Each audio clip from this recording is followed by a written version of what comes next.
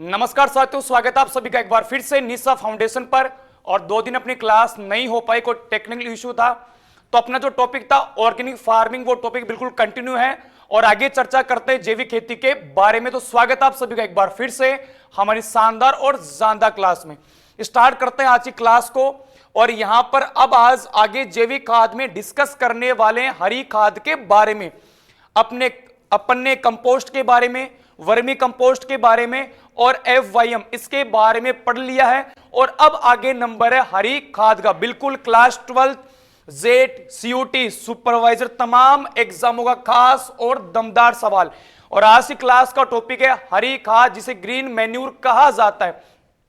सबसे पहले सिंपल सी भाषा में समझते हैं कि ग्रीन मैन्यूर, हरी खाद किसे कहते हैं। बिल्कुल बहुत अच्छा और बहुत प्यारा सवाल है। आपके दिमाग में जैसे सवाल आए कि व्हाट इज ग्रीन मैन्यूर, हरी खाद क्या है, तो सिंपल सी बात है कि जो ऐसे पौधे जिनका वानस्पतिक भाग बहुत ज्यादा होता है और जिनकी जड़ों में नाइट्रोजन स्थिरीकरण करने वाले जीवाणु पाए जाते हैं, लगभग ऐसे पौधों को मिट्टी में उगाकर, मतलब उसी खेत में उगाकर जहां पर आपको खाद मिलानी है, वहां पर उनको पुष्पन अवस्था में मिट्टी में पलट दिया जाता है। सिंपल सी बात है कि आप पौधों को उगाइए और उनकी पुष्पन अवस्था पर उनको पलटकर खेत में वहीं पर दबा दिया जाता है।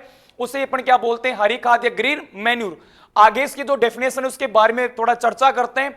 यहां पर लिखा हुआ है हरी खाद वाले पौधे, मतलब जिन पौधों से आप हरी खाद बनाना चाहते हो, उन पौधों को खेत में उगाकर उसी खेत में हरी अवस्था में उन पौधों को मृदा में मिलाकर जोत दिया जाता है। मतलब जिस भी पौधे से आपको हरी खाद बनानी है, उस पौधे को आप खेत में उगाइए और उस पौधे को उसकी पुष्पन अवस्था या कच्ची अवस्था पर मिट्टी में मिलाकर दबा दिया जाता है। उसे अपन क्या बोलते हैं, हरी खाद। क्या बोलते हैं, हरी खाद। और इस प्रक्रिया को बोलते हैं ग्रीन मैन्यूरिंग। क्या बोलते हैं, ग्रीन मैन्यूरिंग। हरी खाद बनाने की जो प्रक्रिया है उसे अपन क्या कहते हैं, उसे बोलते हैं ग्रीन मैन्यूरिंग। क्या बोलते हैं, ग्रीन मैन्यूरिंग। वापस सुनिए, हरी खाद की परिभाषा बड़ी सिंपल है कि जिस पौधे से आपको खाद बनानी है, जिस पौधे से आपको हरी खाद बनानी है, उस पौधे को खेत में उगाइए और जिस खेत में आपको, या तो उसी खेत में आप मिलाओगे या आप उसको वहां से ले जाके किसी और खेत में मिला सकते हो। कुल मिला के उस पौधे को उगाइए और उस पौधे की पुष्पन या हरी अवस्था पर उस पौधे को मिट्टी में मिला दीजिए। उसे क्या बोलते हैं, हरी खाद। और इस प्रोसेस को, इस प्रक्रिया को कहा जाता है ग्रीन मैन्यूरिंग। क्या बोलते हैं, ग्रीन मैन्यूरिंग। उसके बाद में आगे चर्चा करते हैं कि सर हरी खाद कैसे बनाएं। हरी खाद बनाने की विधि। सर आपने ये तो समझा दिया कि हरी खाद क्या होती है, अब आगे सवाल है कि सर हरी खाद को बनाए कैसे। इसमें सबसे पहली विधि है इन सीटू। कौन सी विधि है, इन सीटू हरी खाद। सबसे पहली जो विधि है वो कौन सी है, इन सीटू। अब देखिए इसमें एक लाइन आप समझिए, हरी खाद की फसल को उगाकर उसी खेत में पलटकर दबाना। मतलब आपको जिस खेत में खाद की मात्रा बढ़ानी है, जिस खेत में आपको खाद का प्रयोग करना है, आप क्या कीजिए, उसी खेत के अंदर उस फसल को उगाइए और उस फसल की पुष्पन अवस्था पर उस फसल को उसी खेत में दबाकर, पलटकर उसी खेत में दबा दीजिए। पहली विधि कौन सी है हरी खाद बनाने की, इन सीटू। कौन सी विधि है, in situ, green manuring in situ. पहली विधि है इन सीटू। इस विधि का मतलब यह है कि जिस विधि में, मतलब इस विधि में क्या है कि जिस खेत में आपको खाद का प्रयोग करना ना, उसी खेत में आप उस फसल को उगाइए और उस फसल की पुष्पन अवस्था पर उस फसल को मिट्टी में पलट दीजिए। वो विधि कौन सी है, इन सीटू विधि। तो यहां पर क्या बात है कि हरी खाद की फसल उगाकर उसी खेत में पलटकर दबाना, वो विधि कौन सी, इन सीटू विधि। और इस विधि के लिए सनई है ना, डेचा, इसके अलावा गंवार, मूंग, उड़द, इन तमाम फसलों को आप उगा सकते हो। और जो इन सीटू विधि में जो सबसे बढ़िया हरी खाद के लिए जो फसल होती है वो एक तो सनई और दूसरा कौन सा, डेचा। क्योंकि डेचा लवणीय क्षारीय मृदाओं में आसानी से उग सकता है। अपने बात की हरी खाद बनाने की विधि की सबसे पहली विधि इन सीटू विधि। मतलब जिस खेत में आपको खाद मिलानी है, उसी खेत में उस फसल को उगाकर मिट्टी में वहीं पर दबा दीजिए उसकी पुष्पन अवस्था पर। और इस विधि के लिए जो सबसे बढ़िया फसलें हैं जो आप उगा सकते हो वो सनई जो सबसे बेस्ट है। उसके बाद में डेचा जो लवणीय क्षारीय मृदाओं में आसानी से उग सकता है। अगर आप इन दोनों को नहीं उगाते हो तो इसके अलावा आप गंवार को भी पलट सकते हो, मूंग को भी पलट सकते हो, उड़द का भी प्रयोग कर सकते हो, लोबिया का भी यूज आप कर सकते हो। उसके बाद में आगे चलते हैं। अगली जो विधि है वो कौन सी है, वो एक्स सीटू। कौन सी है, एक्स सीटू हरित पर्ण विधि। इसको समझना। दूसरी विधि कौन सी है, XC2 हरित पर्णी विधि, ग्रीन लीफ मैन्यूरिंग, पेड़ों व झाड़ियों की कोमल शाखाएं, टहनियां व पत्तियों को अन्य खेत में उगाकर या क्षेत्र से तोड़कर वांछित खेत की मृदा में जुताई कर दबाना।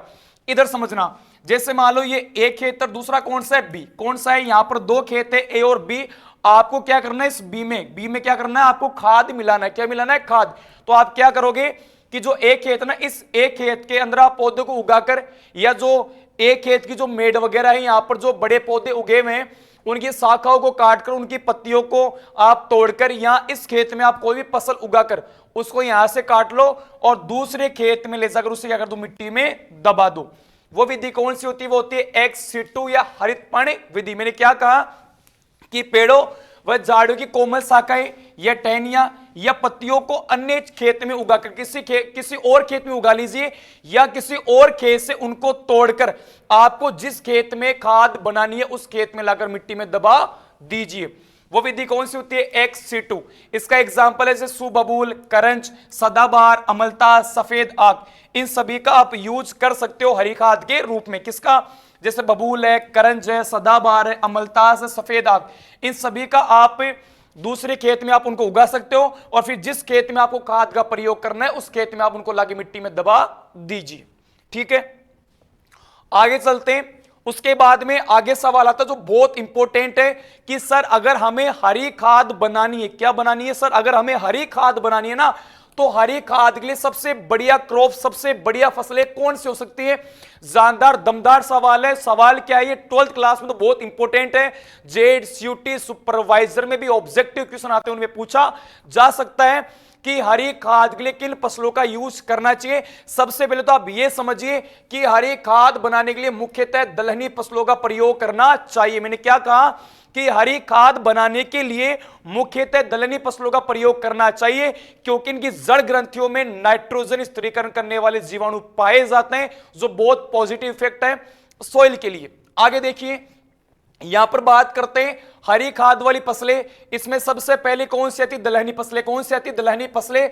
हरी खाद बनाने के लिए मुख्यतः दलहनी फसलों का यूज किया जाता है, क्योंकि इनकी जड़ों में उपस्थित राइजोबियम जीवाणु वायुमंडल से नाइट्रोजन ग्रहण करता है और उस नाइट्रोजन को पौधों को उपलब्ध करवाता है। कुल मिला के बाद मिट्टी में नाइट्रोजन की मात्रा को बढ़ाता है। देखो, एक तो खाद भी बनेगी और साथ में नाइट्रोजन की उपलब्धता भी बढ़ जाएगी, इसलिए ज्यादा किसका यूज करते हैं, दलहनी फसलों का। उसके बाद में अपन पढ़ते हैं कि सर आप दलहनी फसलों में से किसमें से, सर आपने कह दिया दलहनी फसलें उगानी चाहिए, लेकिन उनमें से भी मेन वो कौन सी फसलें जिनका मेजरली यूज आप ग्रीन मैन्यूर के अंदर कर सकते हो।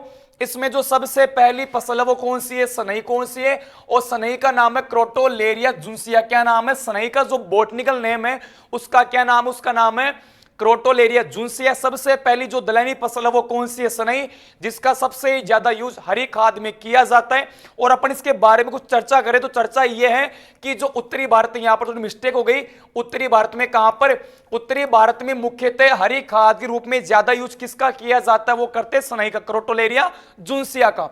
उसके बाद में बात करते हैं कि जब आपने इसकी बुआई कर, जब आपने इसकी खेत में बुआई कर दी और सनई जब 6 से 8 सप्ताह की हो जाती है तो आप उसकी खेत में पलटाई कर सकते हो हरी खाद के लिए। यहां पर दो सवाल है कि उत्तरी भारत में सबसे ज्यादा यूज किसका होता है, सनई का। उसके बाद लगभग बुआई के, जब आपने सनई को खेत में बो दिया और बुआई के लगभग 6 से 8 सप्ताह के बाद वो पलटाई योग्य हो जाती है, उसे आप हरी खाद बना सकते हो। और फिर बात करें तो ये लगभग खेत के अंदर कितना, 80 kg पर हेक्टेयर किसका, नाइट्रोजन का स्थिरीकरण करता है। और इसके अलावा इससे पर हेक्टेयर लगभग 280 क्विंटल जीवांश की प्राप्ति होती है। बहुत गजब का सवाल है, एग्जाम में छपने वाला सवाल है। सवाल यह है कि सनई पर हेक्टेयर कितने नाइट्रोजन का स्थिरीकरण करती है, लगभग 80 kg। कितना, 80 kg। और सनई से लगभग 280 क्विंटल पर हेक्टेयर जीवांश की प्राप्ति होती है। उसके बाद में अगली फसल के बारे में पढ़ते हैं। अगली फसल कौन सी, डेचा। कौन सी है, डेचा, और इसका नाम है सस्बेनिया एकुलाटा। क्या नाम है, सस्बेनिया एकुलाटा। किस फसल का नाम है, डेचा। किसका नाम है, डेचा का।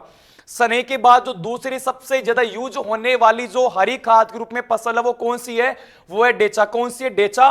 और इसकी खास बात यह है कि जो लवण प्रभावित मृदा है, जहां पर जैसे अपना राजस्थान का जो इलाका है ना, वहां पर लवणीय सारी मिट्टी पाई जाती है, तो इनके सुधार में, या अगर आपको लवणीय मिट्टी में अगर आपको हरी खाद वाली फसल उगानी है तो वो कौन सी उगा सकते हो? डेचा। कौन सी? सस्पेनिया एकुलाटा लवण प्रभावित मृदाओं को सुधारने में बहुत ही उपयोगी फसल है और ये लवणता को सहन कर सकती है। कौन सी? डेचा, जो हरी खाद वाली फसल है। फिर इसकी बात करें तो लगभग कितने? बुआई के 45 दिन बाद जब आपने इसको खेत में उगा दिया तो ये 45 दिन के बाद पलटाई योग्य हो जाती है। और जब अपन बात करें तो ये मृदा में लगभग 75 केजी, कितना? 75 केजी पर हेक्टेयर नाइट्रोजन का फिक्सेशन या स्थिरीकरण करती है। कौन? डेचा। अपन की बात की, इसका नाम है सस्पेनिया एकुलाटा और इसका यूज लगभग लवण प्रभावित मृदाओं को सुधारने में किया जाता है। और इसकी बुआई है ना, इसकी बुआई के लगभग 45 दिन बाद ये पलटाई योग्य हो जाता है और ये मृदा में लगभग कितना? 75 केजी, कितना? 75 केजी नाइट्रोजन का स्थिरीकरण करती है। ठीक है, आगे चलते हैं। उसके बाद में अगली फसल है गंवार। क्या है? गंवार साइमोप्सिस टेट्रागोनोलोबा। कौन सी? साइमोप्सिस टेट्रागोनोलोबा। किस फसल का बॉटनिकल नेम है? गंवार का। किसका नाम है? गंवार का। और अपने राजस्थान में तो ये खूब उगाया जाता है। जब हम इसकी बात करें तो राजस्थान के जो उत्तरी है ना, उत्तरी जो राज्य है, जो पश्चिमी जो भाग है, जैसे अपना राजस्थान का इलाका है, वहां पर बरसात बहुत कम होती है और जो गंवार है ना, बहुत कम वर्षा के अंदर आप इसकी खेती कर सकते हो। तो जहां पे बरसात कम होती है उन एरिया के लिए गंवार बहुत बढ़िया हरी खाद वाली फसल है। ठीक है, और ये मृदा में लगभग कितना? 65 केजी, कितना? 65 केजी पर हेक्टेयर नाइट्रोजन का स्थिरीकरण करती है। कौन? गंवार। गंवार का नाम है साइमोप्सिस टेट्रागोनोलोबा। इसको मेजरली भारत के जो पश्चिमी क्षेत्र है, जहां पे बरसात बहुत कम होती है, वहां पर इसको उगाया जाता है हरी खाद के लिए। ठीक है, और ये लगभग पर हेक्टेयर में कितना? 65 केजी नाइट्रोजन का स्थिरीकरण करती है। उसके बाद में आगे चलते हैं। उसके बाद में अगली फसल है कौन सी? लोबिया। कौन सी है? लोबिया, जिसका नाम है विग्ना अंगुइकुलेटा। क्या नाम है? विग्ना अंगुइकुलेटा। किसका नाम है? लोबिया का बॉटनिकल नेम। और ये जो खरीफ वाली जो हरी खाद वाली फसलें, उनमें इसकी बहुत अच्छी बढ़वार होती है और ये मिट्टी में लगभग कितना? 60 केजी पर हेक्टेयर किसका? नाइट्रोजन का स्थिरीकरण करती है और इससे लगभग 150 क्विंटल पर हेक्टेयर किसकी प्राप्ति होती है? जीवांश की प्राप्ति होती है। जो फोर्थ अपनी क्रॉप थी वो कौन सी थी? लोबिया, जिसका नाम है विग्ना अंगुइकुलेटा। और ये खरीफ वाली जो सीजन है उसमें बहुत अच्छी इसकी बढ़वार होती है और ये लगभग पर हेक्टेयर कितना? मिनिमम 60 केजी नाइट्रोजन का स्थिरीकरण करती है और इससे लगभग 150 क्विंटल पर हेक्टेयर जीवांश की प्राप्ति होती है। अगर अपन बात करें, बी ऑप्शन है कि अगर अपन दाल वाली फसलें काम में नहीं ले तो आप ए दलहनी में कौन सी फसलें मेजरली आप यूज कर सकते हो? उनमें एक तो मक्का है, जौ और जवार। इनका अगर आप दाल वाली फसलें, दलहनी फसलें यूज नहीं करते हो हरी खाद के रूप में, तो आप मक्का का, जौ का, गवार का यूज कर सकते हो। ठीक है, फिर आगे हरी खाद प्रयोग करने की तकनीक, मतलब कैसे प्रयोग करनी चाहिए या कौन से एरिया में हरी खाद आप आसानी से उगा सकते हो। अपन सबसे पहले बात करें कि जिस एरिया में अगर कम से कम 50 से 60 सेंटीमीटर भी पर ईयर बरसात होती है, उसमें आप आसानी से हरी खाद वाली फसलें उगा सकते हो। और फसल के अपघटन के लिए कितना टेम्परेचर चाहिए? 25 से 35, क्योंकि इस टेम्परेचर पर, इस तापमान पर जीवाणु, सूक्ष्म जीव, कवक वगैरह सभी सही तरीके से सक्रिय होते हैं। और हरी खाद के लिए आप बलुई, हल्की दोमट मृदा से लेकर लवणीय मिट्टी या कम उपजाऊ मिट्टी भी योग्य होती है। आप इसकी खेती बलुई मिट्टी में भी कर सकते हो, दोमट मिट्टी में भी कर सकते हो, लवणीय सारी मृदा में भी आप आसानी से हरी खाद वाली फसलों को उगा सकते हो। यहां पर मैंने बात की कि ऐसे एरिया जहां पे पर ईयर लगभग 50 से 60 सेंटीमीटर भी अगर कम से कम बरसात होती है, वहां पर आसानी से आप हरी खाद वाली फसल उगा सकते हो। ठीक है ना।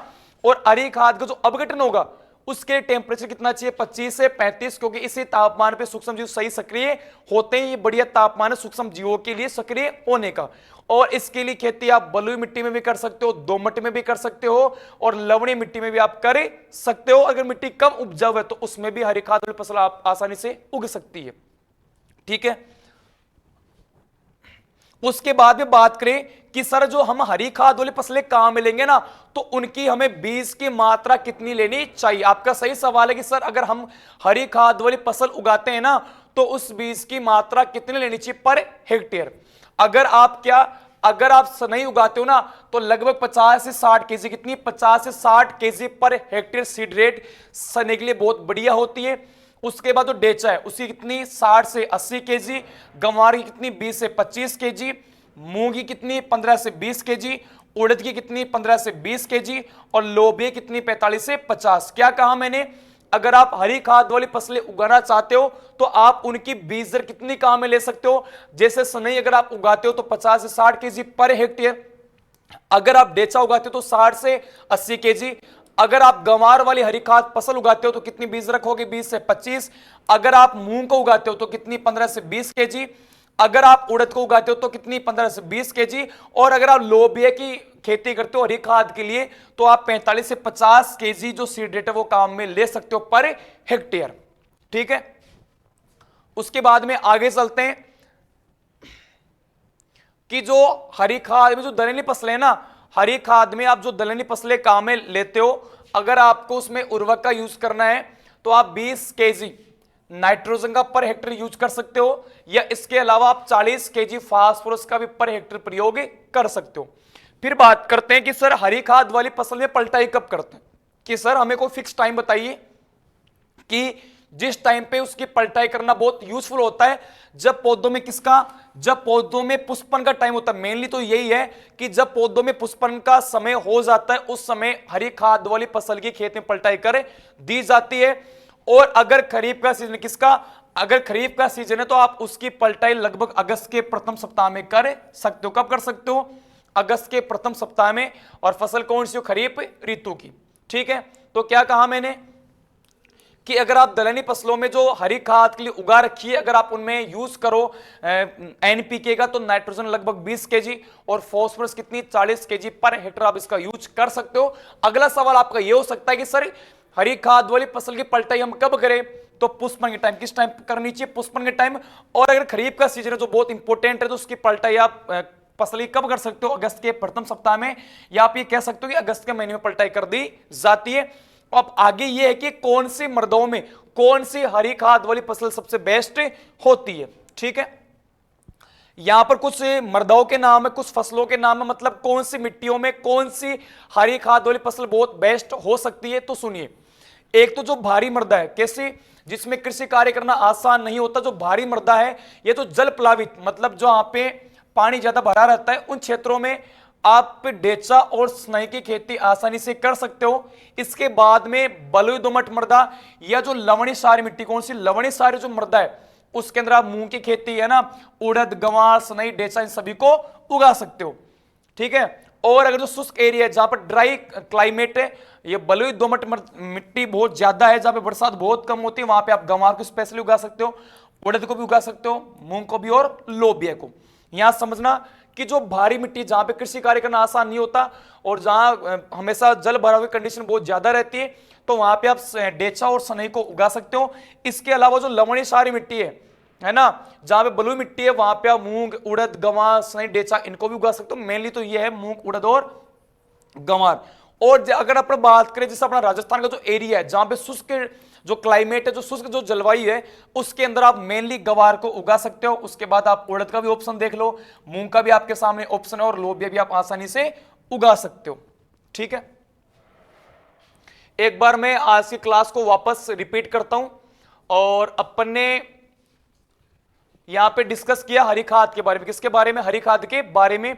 तो मैंने ये कहा कि फसलों को खेत में उगाकर उनको हरी अवस्था में खेत में पलट दिया जाता है, उसे हरी खाद कहते हैं। ठीक है, इस क्रिया को ग्रीन मैन्यूरिंग कहा जाता है।